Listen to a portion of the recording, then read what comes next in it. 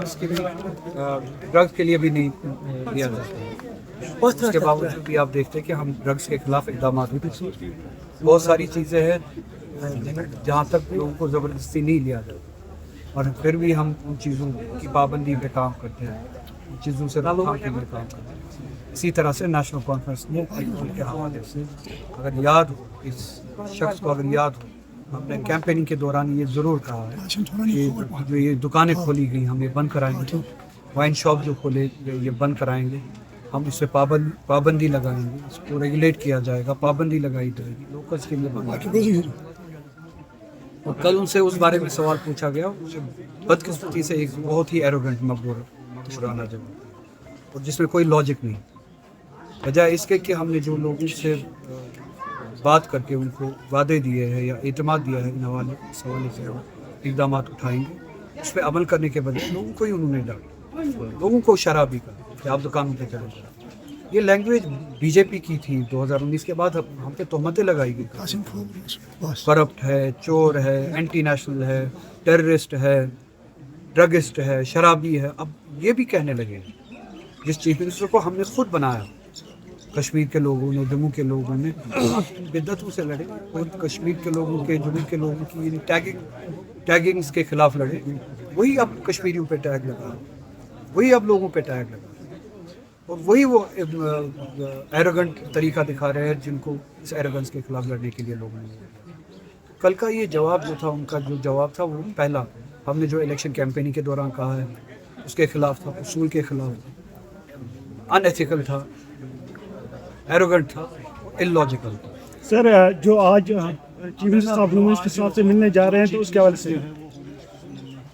हवाले से बताइए, क्या उम्मीद है?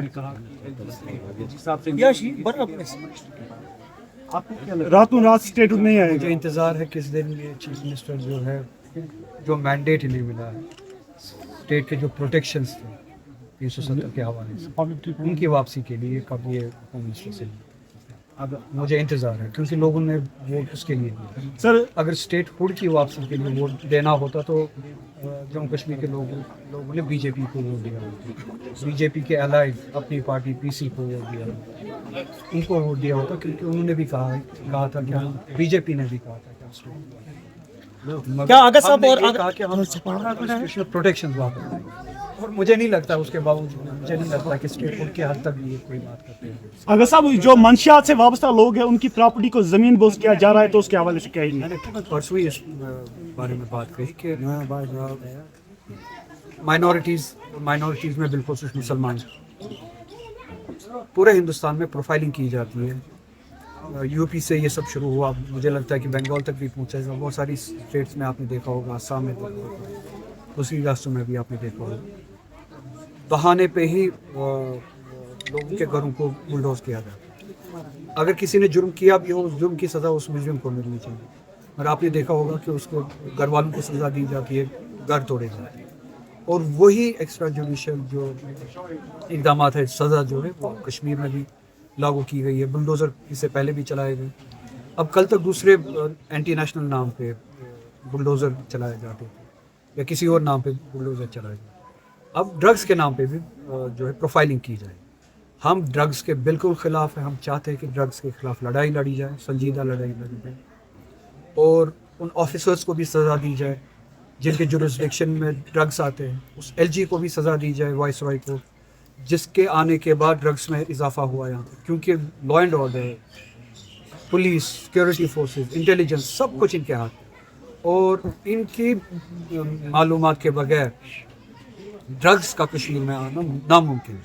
अगर इनके होते हुए ये सब कुछ बढ़ रहा है तो ये भी सज़ा हो, इनको भी सज़ा मिलनी चाहिए। जो ड्रग लाते हैं, जो ड्रग्स बेचते हैं, उनको भी सज़ा मिलनी चाहिए। मगर बेगुनाहों को या घर वालों को किसी मुजरिम के नाम पे बुलडोज़र चलाना, ये वेंडटा है, वो दुश्मनी है कश्मीरियों के साथ, माइनॉरिटी के साथ, मुसलमानों के साथ ड्रग्स के नाम। शोपियान में जो मदरसे को बंद किया गया तो अगर साहब कश्मीर में हमेशा के लिए अफवाहों के बाजार गर्म होते हैं, आप आगा साहब और नेशनल कॉन्फ्रेंस के बीच आजकल सब कुछ सही जा रहा है? शुक्रिया, बहुत जवाब दिए।